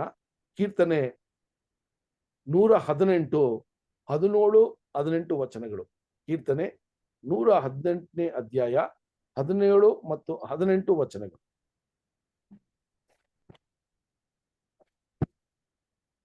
ನಾನು ಸಾಯುವುದಿಲ್ಲ, ಜೀವದಿಂದದ್ದು ಯಾಹುವಿನ ಕ್ರಿಯೆಗಳನ್ನು ಸಾರುವೆನು. ಯಾಹೂ ನನ್ನನ್ನು ಕಠಿಣವಾಗಿ ಶಿಕ್ಷಿಸಿದನು, ಮರಣಕ್ಕೆ ಒಪ್ಪಿಸಲಿಲ್ಲ. 18 ಓದಿದ್ರು. ಓದಿನ ಬ್ರದರ್. ಯಾಹೂ ನನ್ನನ್ನು ಕಠಿಣವಾಗಿ ಶಿಕ್ಷಿಸಿದನು, ಮರಣಕ್ಕೆ ಒಪ್ಪಿಸಲಿಲ್ಲ. ನೋಡ್ರಿ, ಅಲ್ಲಿ ಆ ನಾಶವಾಗುವ ಒಂದು ವಿಷಯವನ್ನ ಅಲ್ಲಿ ದಾವೀದನಿಗೆ ಮಾಡ್ತೀನಿ ಮಾಡಲ್ಲ ಅಂತ ಹೇಳಿಲ್ಲ. ಅಲ್ಲಿ ಯೇಸು ಕ್ರಿಸ್ತನಿಗೆ ಮೆಸ್ಸಾಯ ಆಗಿರುವ ಆತನ ಮಗನಿಗೆ ಮಾಡುವಂತ ವಿಷಯನೇ ಅಲ್ಲಿ ಗ್ರಂಥದಲ್ಲಿ ಪ್ರವಾದನೆ ರೀತಿಯಲ್ಲಿ ಬರೆದಿದೆ ಅಂತ ಅಲ್ಲಿ ಯಹೂದ್ಯರಿಗೆ ಅಲ್ಲಿ ಹೇಳುವಂತದ್ದಾಗಿದೆ. ಸಹೋದರ ಸಹೋದರರೇ, ನೋಡ್ರಿ ಎಂತ ಒಂದು ವಿಷಯಗಳನ್ನ ಅಲ್ಲಿ ಆ ಸುವಾರ್ತೆಯನ್ನ ಸಾರುವಾಗ ದೇವರ ವಾಕ್ಯದಿಂದಲೇ ಗ್ರಂಥದಿಂದಲೇ ಅನೇಕ ವಿಷಯಗಳನ್ನ ಅಲ್ಲಿ ಏನ್ ಮಾಡ್ತಾ ಇದ್ದಾರೆ, ಪ್ರೆಸೆಂಟ್ ಮಾಡ್ತಾ ಇದ್ದಾರೆ. ಯಾಕೆ ಅಂದ್ರೆ ಅವರಲ್ಲಿ ನಂಬಿಕೆ ಉಂಟಾಗಬೇಕು. ಇವರು ಸ್ವಯಂ ಆಗಿ ಮಾತಾಡ್ತಾ ಇಲ್ಲ, ದೇವರು ಅವರ ಸಂಕಲ್ಪವನ್ನ ಇವರ ಮೂಲಕ ಮಾತಾಡ್ತಾ ಇದ್ದಾರೆ ಅಂತ ಹೇಳಿ ಅವರಿಗೆ ಒಂದು ನಂಬಿಕೆ ಬರಬೇಕು. ಇದೇ ತುಂಬಾ ಮುಖ್ಯ. ನಾವು ಕೂಡ ಸಹೋದರ ಸಹೋದರರೇ ಸುವಾರ್ತೆಯನ್ನ ಸಾರುವ ಒಂದು ಅವಕಾಶವನ್ನ ದೇವರು ಮಾಡಿಕೊಟ್ಟಾಗ ಇಷ್ಟು ನಾವೇನಾಗಿರ್ಬೇಕ್ರಿ, ತಯಾರಾಗಿರ್ಬೇಕು ಅಲ್ವಾ. ಸೊ ಇದು ತುಂಬಾ ಮುಖ್ಯ. ನನಗೆ ಇದೆಲ್ಲ ಅರ್ಥ ಆಗಲ್ಲ, ನನಗೆ ಏನ್ರಿ ಈ ತರ ಎಲ್ಲ ನಾನು ಹೇಳೋದಿಕ್ಕೆ ನನಗೆ ಆ ಒಂದು ಏನ್ರಿ ಆ ಒಂದು ನಾಲೆಡ್ಜ್ ಇಲ್ಲ ಅಥವಾ ನನಗೆ ಧೈರ್ಯ ಇಲ್ಲ ಅಂತ ನಾವು ಹೇಳಕ್ಕಾಗಲ್ಲ. ಯಾಕಂದ್ರೆ ದೇವರು ಎಲ್ರಿಗೂ ಆ ಒಂದು ಭಯದ ಆತ್ಮವನ್ನ ಕೊಟ್ಟಿಲ್ಲ, ನಮಗೆ ಧೈರ್ಯದ ಆತ್ಮವನ್ನ ಕೊಟ್ಟಿದ್ದಾರೆ. ನಾವ್ ಏನ್ ಮಾಡ್ಬೇಕಂದ್ರೆ ವಚನಗಳನ್ನ ಹುಡುಕಿ ನಮ್ಮ ಮನಸ್ಸಲ್ಲಿ ಇಟ್ಟು ನಾವು ಆ ಒಂದು ಘಟನೆ, ಆ ಒಂದು ರಕ್ಷಣೆಯ ವಿಷಯವಾಗಿ ಮಾತನಾಡುವಾಗ ಈ ವಚನಗಳನ್ನೆಲ್ಲ ನಾವು ತಯಾರಾಗಿ ಕೊಡುವಂತವರಾಗಿರ್ಬೇಕು. ಅದು ಸಹೋದರರಾಗಿರ್ಲಿ ಸಹೋದರಿಯರಾಗಿರ್ಲಿ, ತುಂಬಾ ಮುಖ್ಯವಾದದ್ದು. ಇದಕ್ಕೆ ಏನ್ ತುಂಬಾ ಮುಖ್ಯ ಅಂದ್ರೆ ಪ್ರಿಪೇರ್ಡ್ನೆಸ್ ಇರಬೇಕು ಅಲ್ವಾ. ನಾವು ಪ್ರಿಪೇರ್ ಮಾಡ್ಬೇಕು ಫಸ್ಟ್ ಅಲ್ವಾ. ಎಲ್ಲಾದ್ರೂ ಅವಕಾಶ ಸಿಗ್ತಾ ಈ ರೀತಿಯ ಒಂದು ಪ್ರೆಸೆಂಟೇಷನ್ ಮಾಡಿ ಅಲ್ಲಿರುವ ಜನರ ಮಧ್ಯದಲ್ಲಿ ಒಂದು ಕುತೂಹಲ ಅಥವಾ ಒಂದು ಏನ್ರಿ ಒಂದು ಏನೋ ಒಂದು ಡಿಫ್ರೆಂಟ್ ಆದ ಒಂದು ಮಾತನ್ನ ಕೇಳ್ತಾ ಇದೀವನ್ನ ಅಂತ ಅವರಿಗೆ ಅನ್ನಿಸ್ಬೇಕು. ಅದೇ ತುಂಬಾ ಮುಖ್ಯವಾದದ್ದು ಸಹೋದರ ಸಹೋದರರೇ. ಸೊ ಹಂಗಿರುವಾಗ ನಾವು ನೋಡಿದಂತ ವಿಷಯದಲ್ಲಿ ಈ ಒಂದು 37 ತನಕ ನಾವು ನೋಡುವಾಗ ಏನ್ ನೋಡ್ತಾ ಇದೀವಿ ಅಂದ್ರೆ ಪೌಲನು ಯಾವುದೇ ರೀತಿಯ ಭಯ ಇಲ್ಲದೆ ಅಲ್ಲಿ ಅಂತೋಕ್ಯ ಪಟ್ಟಣದಲ್ಲಿ ಇದ್ದ ಏನ್ರಿ ಯಹೂದ್ಯರನ್ನ ನಡೆಸುವಂತ ಅಲ್ಲಿ ಲೀಡರ್ಗಳಿಗೆ ಡೈರೆಕ್ಟ್ ಆಗಿ ಒಂದಷ್ಟು ದೇವರ ಏನ್ರಿ ಒಂದು ವಿಷಯಗಳನ್ನ ತಿಳಿಸಿ ಅವ್ರನ್ನ ಖಂಡಿಸ್ತಾ ಇದ್ರು ಅಂತ ಕೂಡ ನಾವು ನೋಡ್ಬೋದು ಸಹೋದರ ಸಹೋದರರೇ. ಸೊ ಅಲ್ಲಿ ಪೌಲನು ಇನ್ನೂ ಒಂದು ವಿಷಯನ ಏನ್ ರೆಕಾರ್ಡ್ ಮಾಡ್ತಾನೆ ಅಂದ್ರೆ ಮೆಸ್ಸಾಯನ ಸಾವಿಗೆ ನೀವೇ ಕಾರಣರು. ನಿಮ್ಮ ಒಂದು ನಿಮ್ಮ ಒಂದು ಏನಂತ ಹೇಳ್ಬೇಕಾದ್ರೆ, ನೀವು ನಿಮಗೆ ಎಲ್ಲಿ ಗೌರವ ಸಿಗಲ್ವೋ ಅನ್ನುವ ಒಂದು ಭಯದಿಂದ ನೀವು ಈ ನಿರ್ಧಾರ ಮಾಡಿದ್ರಿ ಸಹೋದರ. ಅದಕ್ಕೆ ನೀವು ಈ ವಿಷಯಗಳನ್ನ ನೀವೇ ಕಾರಣರು ಅಂತ ಹೇಳುವಂತದ್ದಾಗಿದೆ ಸಹೋದರ. ಸೊ ಅಲ್ಲಿ ಮುಖ್ಯವಾದ ಈ ಸಾಕ್ಷಿಯನ್ನ ಹೇಳುವಾಗ ದಾವೀದನಿಗೂ ಯೇಸು ಕ್ರಿಸ್ತನಿಗೂ ಇದ್ದಂತ ವ್ಯತ್ಯಾಸವನ್ನ ಅಲ್ಲಿ ತಿಳಿಸ್ತಾ ಇದ್ದಾರೆ.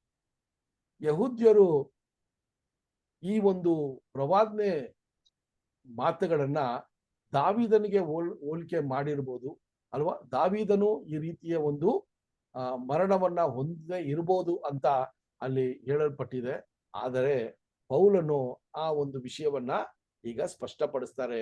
ಇದು ದಾವೀದನಿಗಲ್ಲ, ಇದು ಯೇಸು ಕ್ರಿಸ್ತನು ಅಲ್ಲಿ ಪುನರುತ್ಥಾನ ಹೊಂದುವ ಒಂದು ವಿಷಯವನ್ನ ದೇವರು ಆಗ್ಲೇ ಏನ್ ಮಾಡಿದಾರ್ರಿ ಅಲ್ಲಿ ತಿಳಿಸಿದ್ದಾರೆ. ಅದು ಮಾತ್ರವಲ್ಲ, ದಾವೀದನ ಸಮಾಧಿಯಲ್ಲಿ ಆತನ ದೇಹ ಕೊಳುತೋಗಿತ್ತು ಅಲ್ವಾ, ನಾಶಕ್ಕೆ ಹೋಗಿತ್ತು. ಆದ್ರೆ ಯೇಸು ಸ್ವಾಮಿಯ ಸಮಾಧಿಯಲ್ಲಿ ಯೇಸು ಸ್ವಾಮಿಯ ಶರೀರ ಅಲ್ಲಿ ಇರ್ಲಿಲ್ಲ. ಎಂತ ಒಂದು ಕಂಪ್ಯಾರಿಸನ್ ಕೊಟ್ಕೊ ಬರ್ತಾ ಇದ್ದಾರೆ. ಅದಕ್ಕೆ ಆ ವಿಷಯಗಳನ್ನ ನೋಡುವಾಗ ಸಹೋದರರೇ, ಯಾಕಂದ್ರೆ ಯೇಸು ಕ್ರಿಸ್ತನ ಒಂದು ಜೀವನ ಅಲ್ಲಿ ಏನಾಗಿಲ್ಲ ರೀ, ಅಲ್ಲೇ ಮುಗಿದಿಲ್ಲ. ಅವರು ಪುನರುತ್ಥಾನ ಆಗಿ ದೇವರ ಮಗನಾಗಿ ಆತ್ಮದಲ್ಲಿ ಅವರು ಈಗ ಸಂಚರಿಸುವ ಒಂದು ವಿಷಯ ಅಲ್ಲಿ ಇದೆ ಅಂತ ಹೇಳುವ ಒಂದು ಕಾರ್ಯವನ್ನ ನೋಡ್ತೀವಿ ಸಹೋದರ. ಅದಕ್ಕೆ ಅಲ್ಲಿ ನಾವು ನೋಡುವಾಗ ಪೌಲನು ಮಾತನಾಡುವಾಗ ಅಲ್ಲಿ ದಾವೀದನಿಗೆ ಯಾವಾಗ್ಲೂ ಮೈ ಬಿಲವಡ್ ಅಂತ ಹೇಳೋರು ತಂದೆಯ ದೇವರು ಅಲ್ವಾ. ನಾವು ಸತ್ಯವೇದದಲ್ಲಿ ನೋಡುವಾಗ ಬಿಲವಡ್ ಅಂದ್ರೆ ನನಗೆ ಇಷ್ಟವಾದವನು ಅಂತ ಹೇಳ್ತಾರಲ್ಲ, ಆ ವಿಷಯವನ್ನ ನೋಡ್ಬೇಕಾದ್ರೆ ಸಹೋದರರೇ, ದಾವೀದನಿಗೂ ಹೇಳ್ತಾ ಇದ್ರು, ಯೇಸು ಸ್ವಾಮಿಗೂ ಆ ಒಂದು ಮಾತು ಅಲ್ಲಿ ಇತ್ತು ಅಂತ ನೋಡ್ತೀವಿ. ಅದು ಎಲ್ಲಿ ನೋಡೋಣ ಅಂದ್ರೆ ಮತ್ತಾಯ 3ನೇ ಅಧ್ಯಾಯ 17ನೇ ವಚನ ನೋಡೋಣ. ಮತ್ತಾಯ 3ನೇ ಅಧ್ಯಾಯ 17ನೇ ವಚನ.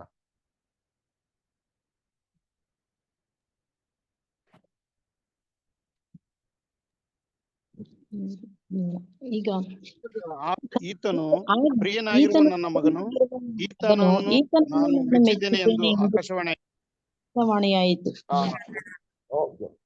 ಅಲ್ಲಿ ನೋಡುವಾಗ ಅಲ್ಲಿ ಈತನು ನನಗೆ ಮೆಚ್ಚುಗೆ ಆಗಿರುವಂತ ಮಗನು ಅಂತ ಆಕಾಶವಾಣಿ ಆಯ್ತು ಅಂತ ಹೇಳ್ತಾರೆ. ಸೊ ಅಲ್ಲಿ ದಾವೀದನಿಗೂ ಮೆಚ್ಚುಗೆ ಆಗಿರುವಂತ ಒಂದು ಮಗನು ಅಂತ ಹೇಳ್ತಾರೆ. ಆದ್ರೆ ದೇವರ ಸಂಕಲ್ಪದಲ್ಲಿ ದಾವೀದನಿಗಿಂತ ಯೇಸು ಸ್ವಾಮಿಗೆ ಆ ಮೆಚ್ಚುಗೆ ಆಗಿರುವಂತ ಮಗನು ಅಂತ ಹೇಳುವ ಒಂದು ವಿಶೇಷವಾದ ಮಾತು ಯೇಸು ಕ್ರಿಸ್ತನಿಗೆ ಅತಿ ಹೆಚ್ಚಾಗಿ ಹೋಲಿಕೆ ಆಯ್ತು ಅಂತ ಕೂಡ ನಾವು ನೋಡ್ತೀವಿ ಸಹೋದರರೇ. ಸೊ ಈ ರೀತಿಯ ವಿಚಾರದಲ್ಲಿ ನಾವು ನೋಡ್ಬೇಕಾದ್ರೆ ಪೌಲನೀಗ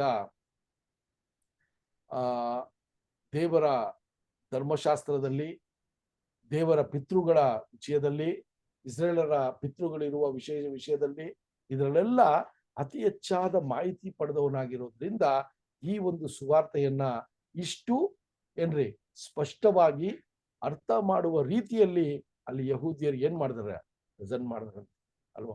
ಅದು ತುಂಬಾ ಮುಖ್ಯವಾದದ್ದು. ಸೊ ಅವರು ಆ ರೀತಿ ಪ್ರೆಸೆಂಟ್ ಮಾಡಿರೋದ್ರಿಂದನೇ ಅಲ್ಲಿ ಏನಾಗತ್ತೆ ಅಂತ ನೋಡ್ಬೇಕಾದ್ರೆ ಯಹೂದ್ಯರಿಗೆ ಅವರ ಕಣ್ಗಳು ತೆರೆಯಲ್ಪಡ್ತು ಅಂತ ಹೇಳ್ತಾರೆ.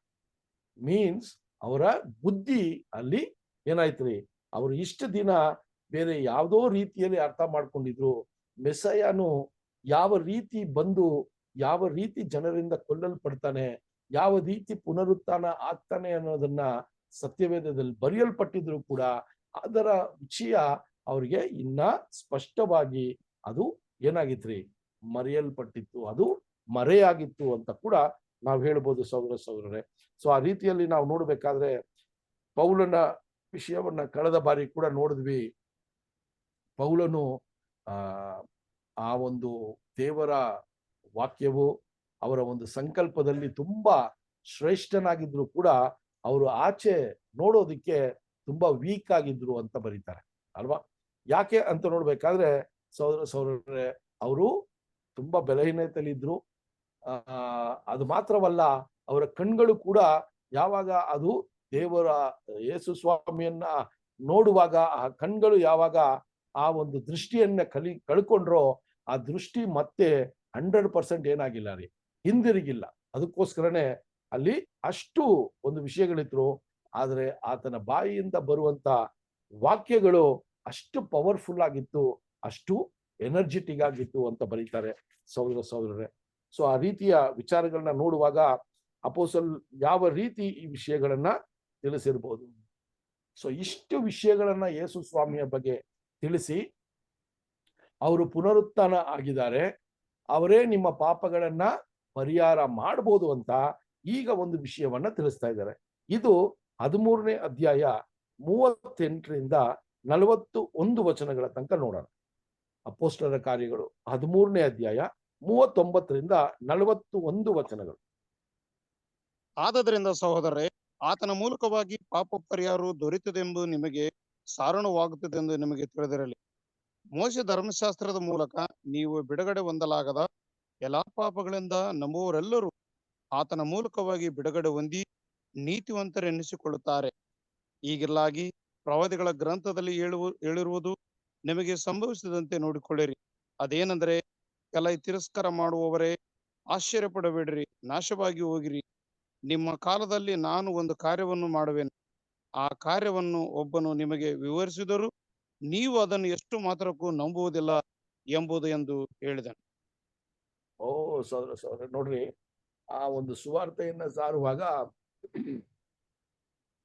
ಪೌಲ್ ಕನ್ಕ್ಲೂಡ್ ಮಾಡ್ತಾರೆ. ಈಗ ಏನಕ್ಕೋಸ್ಕರ ಯೇಸು ಸ್ವಾಮಿ ಈ ಒಂದು ಮೊದಲನೇ ಬರುವಿಕೆಯಲ್ಲಿ ಬಂದು ಅವರು ಮೆಸ್ಸಾಯ ಆಗಿ ಇದ್ರು ಕೂಡ ಅವರು ಮರಣವನ್ನ ಹೊಂದಿದ್ರು ಅಂತ ನೋಡ್ಬೇಕಾದ್ರೆ ಅಲ್ಲಿ ಮನುಷ್ಯನಿಗೆ, ಒಬ್ಬ ಮನುಷ್ಯನಿಗೆ ಈಡು ಬಲಿ ಕೊಡುವಂತ ವಿಷಯ, ಆ ರ್ಯಾನ್ಸಮ್ ಬಗ್ಗೆ ಅಲ್ಲಿ ಹೇಳುವಂತ ವಿಷಯ, ಆ ಒಂದು ವ್ಯಕ್ತಿ ಮೂಲಕನೇ ನಿಮಗೆ ಪಾಪ ಪರಿಹಾರ ಆಗತ್ತೆ ಅಂತ ಈಗ ಬರೀತಾರೆ ನೋಡ್ರಿ. ಇದು ತುಂಬಾ ಮುಖ್ಯವಾದ.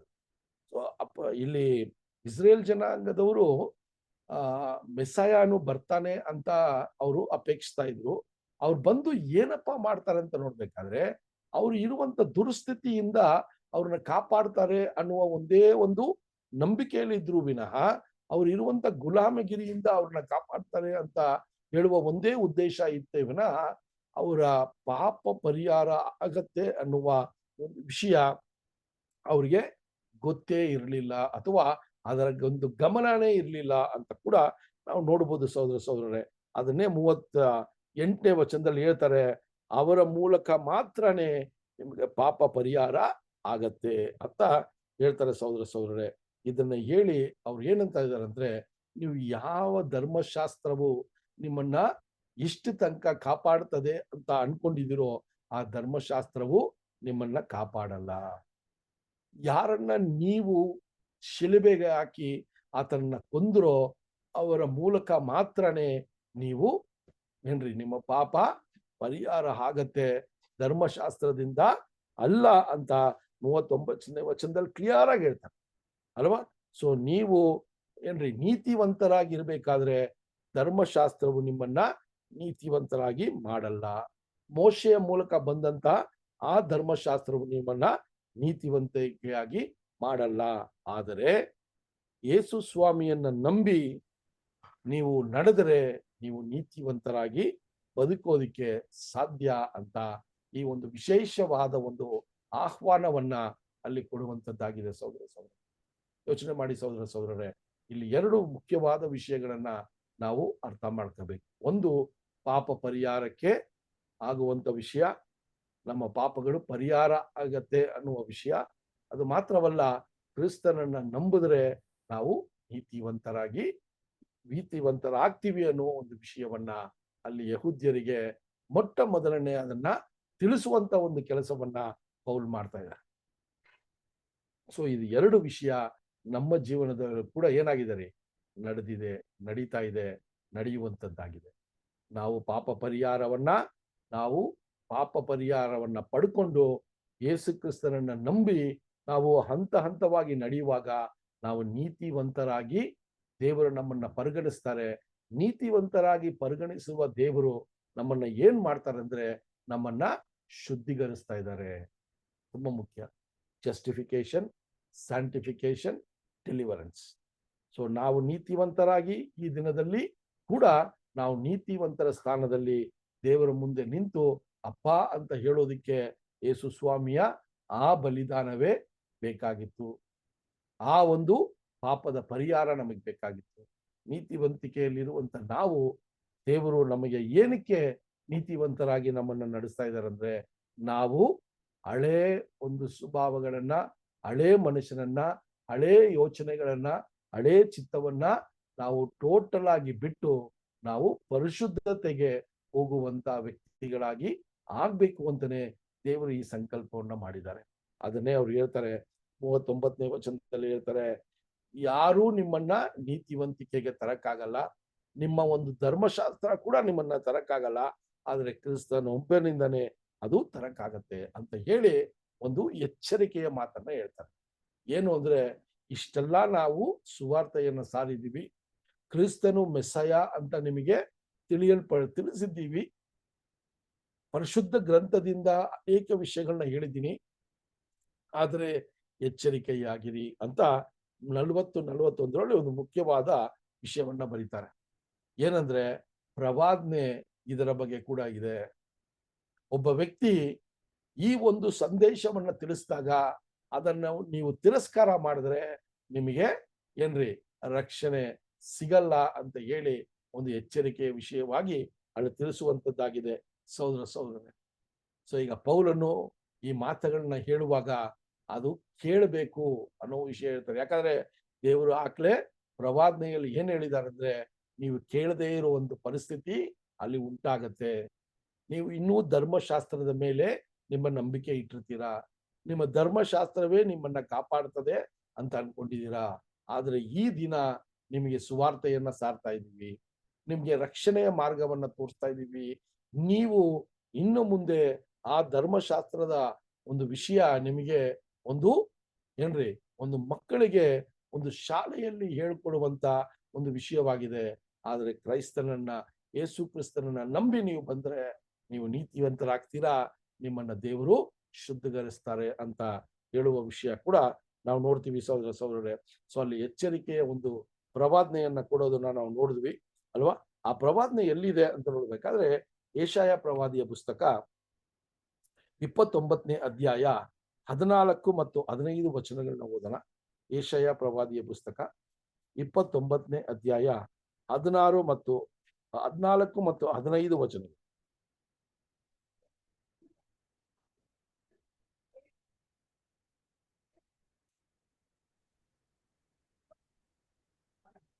ಯೆಶಾಯ ಪ್ರವಾದಿಯ ಪುಸ್ತಕ 29, 14, 15.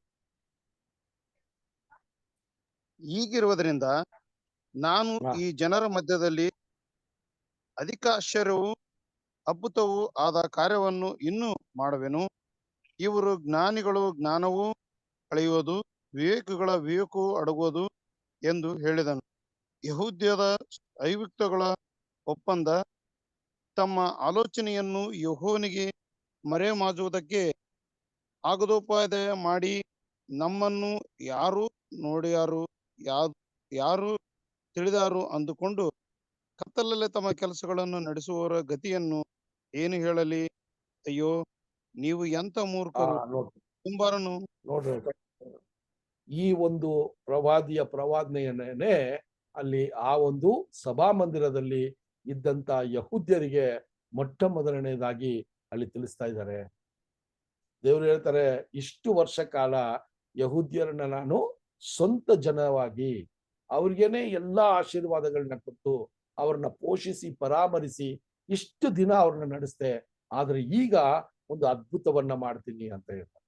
ಏನಪ್ಪಾ ಅದ್ಭುತ ಅಂದ್ರೆ, ಇಷ್ಟು ದಿನ ಅವ್ರು ಕೇಳುವ ವಿಷಯಗಳು ಅವ್ರಿಗೆ ತಿಳುವಳಿಕೆಗೆ ಬರ್ದಂಗೆ ನಾನು ನೋಡ್ತೀನಿ ಅಂತ ಹೇಳ್ತಾರೆ. ಯಾಕಂದ್ರೆ ಅವರ ಹೃದಯ ತುಂಬಾ ದೂರ ಇದೆ ನನ್ನಿಂದ.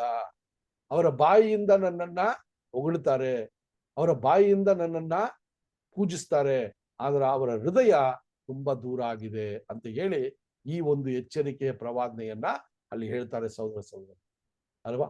ಆ ಎಚ್ಚರಿಕೆ ಪ್ರವಾದನೆಯನ್ನೇ ಪೌಲನು ಆ ಸಭಾಮಂದಿರದಲ್ಲಿ ತಿಳಿಸ್ತಾ ಇದ್ದಾರೆ.